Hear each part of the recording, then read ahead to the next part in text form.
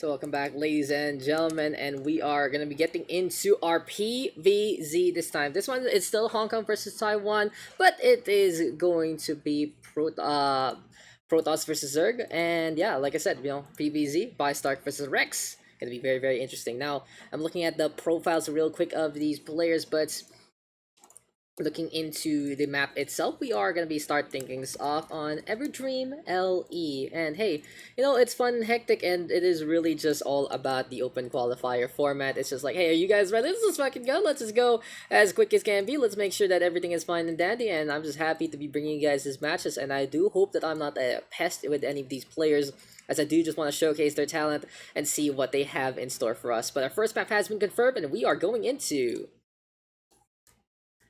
Everdream LE. So Everdream, again, very familiar to all these players. It really goes to show just the best pick per se in terms of that previous map pool from the last season. And well, seems like our action is already unfolding. Let's get it on, let's get it done. Let's get into our second round of action. This is the Taiwan Hong Kong Qualifier number 1 of the DreamHack StarCraft 2 Masters Spring Qualifier. I don't know my season, guys. It's summer, rather. It is summer. In all honesty, I come from a country where we have hot and cold, and that is it. But you know what is going to be hot? This upcoming matchup coming into this one. That's all that's all I gotta say here.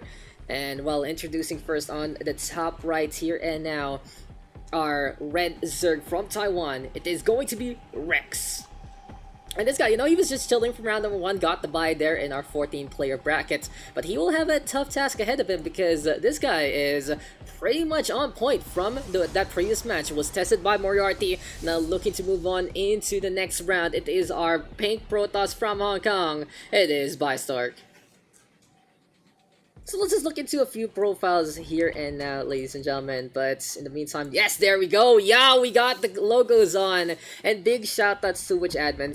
Big shoutouts to Heyoka, guys, on the DreamHack side. We have everything set up, and that's gonna be really cool to see in the first place, that logo down into the map. Now, it's actually pretty hard to do that. I tried to do it myself for our local scene, and it is very, very difficult to have the file format that you need. But for now, we did get a hatchery here for Rex. Hatchery first, actually, and Bistork. He's doing it! He's doing it! He's going for the cannon rush immediately, and he rolls his probe off just in case to make sure that it will survive. Now, these pylons will protect this probe as much as possible. Cannon rush now coming on into the ramp, and with the photon cannon already coming online, Bistork can actually go for the cancel here. There he goes. Now, can the probe survive? That's gonna be the question. He goes for another pylon, and another one. This time, though, it's a 2 versus 1. Drones are still getting the damage done, but this is gonna be the pylon, and the probe just buying time, buying space. Zergling still coming online. But the big target here has to be both the probe as well as that photon cannon in behind. Rex trying to already find the pylon, and the probe will go down. Here we go with the first photon cannon though, and Bistork sending in reinforcements in behind. Everything is pulled already. Absolute chaos coming online. Rex though does get a shutdown onto one cannon. Cancel comes in from Bistork, and this is going to be looking difficult here for our Protoss player to actually wrap into this one. Rex already with his spine crawler set on up, and this is going to be a pylon as well as photon cannon trying to come online. Zerglings though bringing on the damage. Can the production be enough, because it's only one Zergling hammering away that very, very low photon cannon. Here we go with the Queen though. Its range has been nerfed, but overall it is gonna be more and more of these buildings getting cancelled, and Rex will be able to stop this cannon rush from the get-go. What a defense there from Rex. I was about to just introduce how much of a predator this guy can be, but apparently he is just on point, and he is just able to feast onto the opposition. Now, the cannon rush really is a feast or famine kind of build, and right now it really feels like famine is afoot here for Bistork. He is going to be going for a little bit of that defense, though. Interesting enough, he has no cannon in behind all of this. He is also going to be sending in the Adept, but these 4 Zerglings right now coming to the field, and oh, Bistork, you need that one. You need that guy in position. You really need to seal that hole right now, or make sure you are surviving. Yes, there we go. Pylon is set up again. Here we go with the Shades, trying to get on through. And that is gonna be a blockade right here, right now, for our Pink Protoss. But it really goes to show that for Rex, he's not gonna be, he's not gonna be overcommitting on his push. He knows he got fended off by, our standard Protoss wall, and he's happy to expand in behind all of this. He went for the hatchery first earlier on, so it does make sense that he will just basically look to make sure that everything is a-okay to begin with. And for now, we'll have the Adepts going for the chase, and we'll just multi-effective admins. Works really well. I have the ESL Pro Tour logo on the map. Thank you. There you go. That's pretty much it. Metabolic Boost though will go online in the PvZ. What is next here for Bistork? Because since he uses all those minerals, he kind of puts his economy really behind. And well, when you are down a base by Zerg, it's pretty much standard. But when you're down a huge amount of economy, that's where really the Zerg swarm does come into fruition. Second base here for Bistork, only starting on up. He has a fully saturated base, sure, but on the other side, the Rex already has 2 of these saturation points ongoing. He only has 1 gas though online, so wouldn't be surprised to see the Zergling focus just get a big cluster of these links and move on through to destroy everything and anyone. But hey, Bistork still finding opportunities even in the face of adversity. He is able to get a few drone kills here and there. Now, interesting enough, he's going to be going for the Void Ray, and I don't think he's expecting that this is going to be the Ling invasion coming his way, because here and now, Pylon getting hammered away, Stalker trying to get damage done, and in all honesty, Rex can make a decision what kind of building he wants to go on. He can go for that gateway pretty much for free by this point. Void Ray though coming online, and the thing about building a Void Ray, it's good against these armored units, and in a situation against Zerglings, the thing about it, at least he can just keep the damage on. But the real question right now is, what is the Void Ray going to be up to? Will it be hunting for those Overlords instead? In the meantime, Laird Tech coming online here for Rex. He's going for a little bit of the Creep, Shimmer, and Spread. And these things have been changed. They're now light units, so they're a lot easier to kind of just guess in a way for like things like Banelings, for Zealots to just push on forward, that and the like. A really interesting change. Another one is that Queen range, which allows the Zerg to be harassed by air more. And there you go, look at Bistork. He is just so good with that Oracle Micro, and he understands that range allows him to get away with things that he initially couldn't. Very low HP though on that Oracle, has to be very careful. And in the meantime, Void Ray gonna be moving on in position again. Now, I'd love to see Rex just chill out, decide to go for a heavy macro here, and take advantage by this point in time.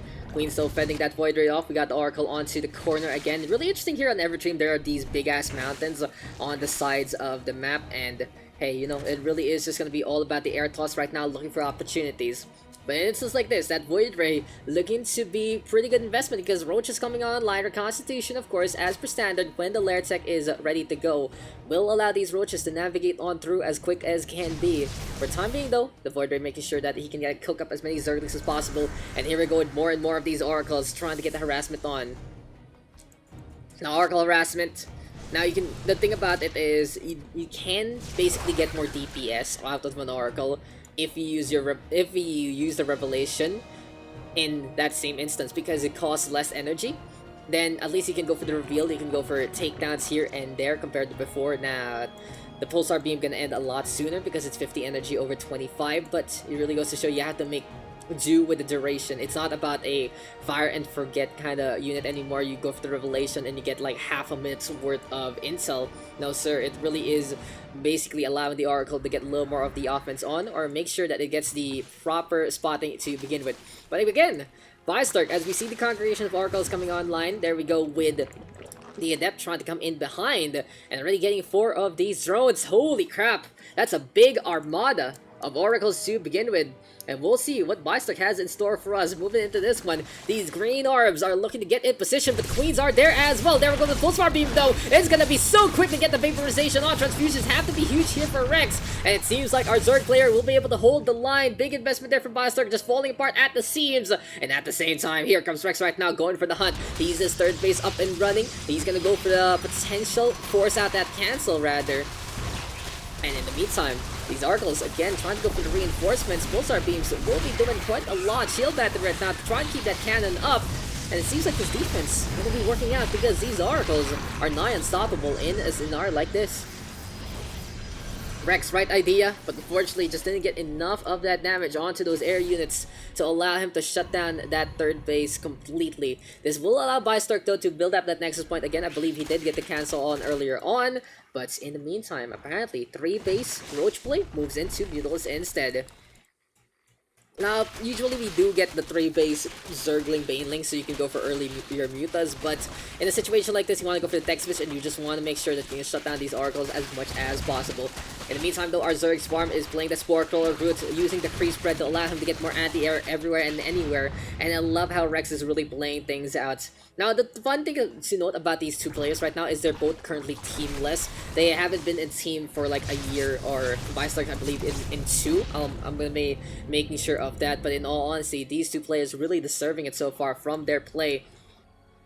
For now, though, here we go, more and more of the Zerg trying to move on to Rex right now. Wants to go for that middle line and wants to shut things down as quick as can be. Artosis Pylon, though, in the middle. It really will be a big hamper if he gets rid of that Stargate production. And here we go with the Congregation. It's a fleet of bats versus a fleet of these green balls of energy. And right here, right now, will it be enough? Going for the shot revelation there from the Oracle. Really feels like, though, for Bistork, he just doesn't have enough anti-air to begin with. That Phoenix being protected by the swarm of Oracles. But that's basically all she wrote. Because here comes the penetration. It's time for Rex to move on forward, and this has to be game, set, and match by this point in time. Pulsar Beams trying to get the DPS onto the ground, but these Mutas nigh unstoppable, +1 even coming online. We did get the Fleet Beacon, I believe, there to try and get the upgrade, but overall, it really is just gonna be Rex having the advantage from the get-go. Bigger army, better economy, and this is our Zerg player moving on to take game number 1.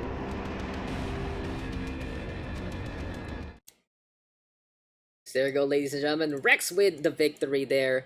Solid stuff. And, you know, the Muleless is the right decision at that time.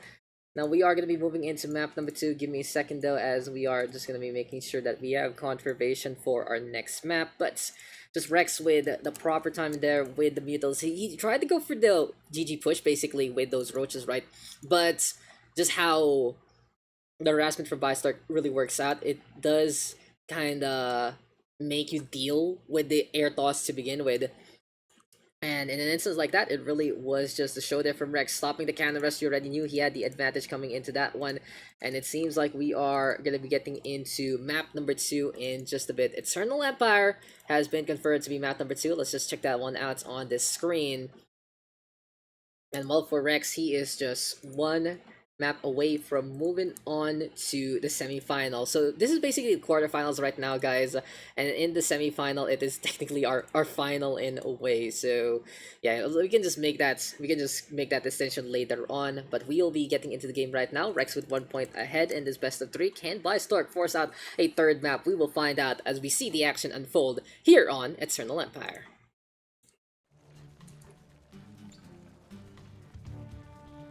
So here we go again, ladies and gentlemen. We are back with some StarCraft action. This is the DreamHack StarCraft 2 Master Summer Regional Qualifier number 1 for Taiwan, Hong Kong, Japan, and I don't know what MO is, Mongolia, I think. It really is just not SCA, basically.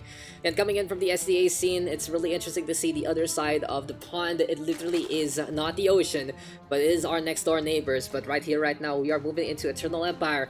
And on the top right of this map are Red Zerg. One map ahead, it is Rex. And his opponents here now on the bottom left instead. He's trying for the redemption. He's trying to make sure that he can play a more standard game as he already goes for the wall all the way onto the natural. It is our Pink Protoss down by 1. Kinda on the ropes here. We'll see if he can really figure things out. Bistork. So here we go yet again, and if Bistork sees this and says it's actually Bistork, I'm like, I'm sorry. I'll just say sorry about that. Really goes to show though, hey, the Hong Kong versus Taiwan matchup, always a very, very interesting one to say the least. I didn't need to restart for me. That's all I gotta say about that. So I'm just looking to help out some of the casters there and then into our channel. And it seems like we have a really big crew looking to commentate onto these DreamHack qualifiers, and I just gotta shout out everyone who's participating on this, whether they're big or small. It's just really, really fun to see like-minded peers enjoying the game. And hey, you know, at least I have time for this one today, and it is a very new experience. I hope I can do this a little more once I get more practice on. But for now, we have Rex Going for that second base, he already has his hatchery, he already has his pool, he's going for the queens right now, and the duplicate, and he's going to be going for zerglings as well. Standard stuff here from our Zerg player, and this will actually give us time to talk about, well, these players per se. Now, looking at Legolak, Rex is number 3 in Taiwan, and he did come in from a history of StarCraft for around 7 years already, starting all the way in White Spider, all the way to a pretty interesting tenure in Jin Air Green Wings, but unfortunately though, he's teamless right now. If I remember correctly, though, he is a 3-time champion of the Blazing Series this year, and he was part of the winning team in the China Team Championship 2019. He does participate in a bunch of tournaments in the Chinese region, if I remember correctly, and of course he's been in the round of all these qualifiers for the scene for WCS from the previous years before. In the meantime, as Rex is destroying these unbuildable plates, we can talk about Bistork and his achievements. Now, I see this game quite a bunch in our SE8 tournaments, like as I said, in the Platypus Opens. And something to really note, he comes in from a recent history of a team called Dark Society Gaming all the way in 2018. So from then on, he is, he is teamless. He has been looking to really find his footing, and he's a player who participates in Chinese tournaments as well as much as possible. So it really goes to show that these players might have familiarity with one another. It's a small scene, honestly, in this qualifier, as the Adept gets basically caught out by the Thrones as well as the Queens. Minimizing DPS there for Bistork, but unfortunately for him, 2 Queens are just too much to handle.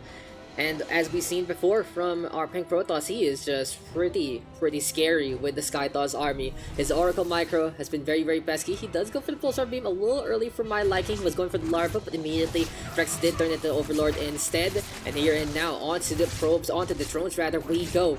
Even Chamber though coming online. 3 of those drones did go down. Queen in position to try and defend that one.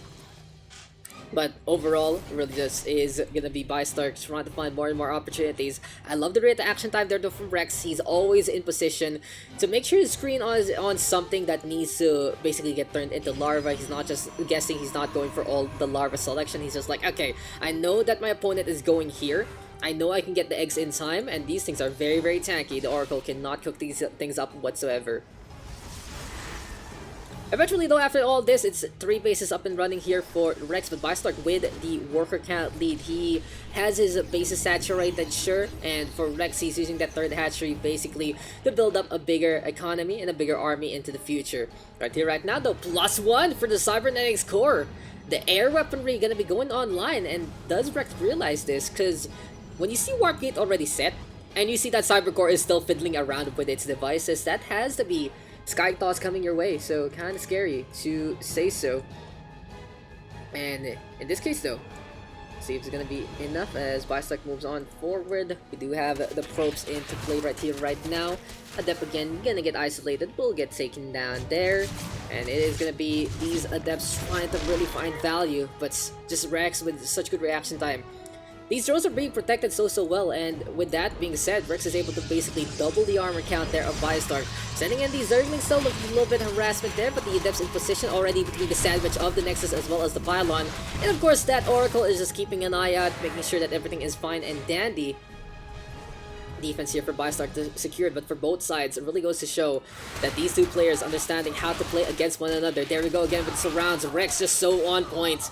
And that is a big loss there for Bistork because he doesn't really have too much to give. Now he is going to be trying to wall things over with some gateways, but at the same time, it's already bailing time to go for the bus. Goes against that Stalker, but really goes to show the nerf there on the damage. It's a big bust though from the bailings, getting some really good damage overall onto those 3 buildings. And he's certainly going to have an easy time to bust this wall down. Now moves on in for the penetration. Does Bistork have the opportunity to micro his macro? Seems like that's the case. More and more of these Phoenixes looking to make sure reinforcements have arrived, but the Zerglings have gotten in, and this is going to be an infestation coming the way of our Pink Protoss. There we go over the Graviton beams. It's so difficult against these Zerglings. Small little targets, and you have to click individually. And all that energy going to waste. By this point in time, though, Bistork is in a spot of trouble. GG is called, and Rex will move on to our, well, semi-final final. He is just 1 match away from basically moving on to the next stage of this qualifier.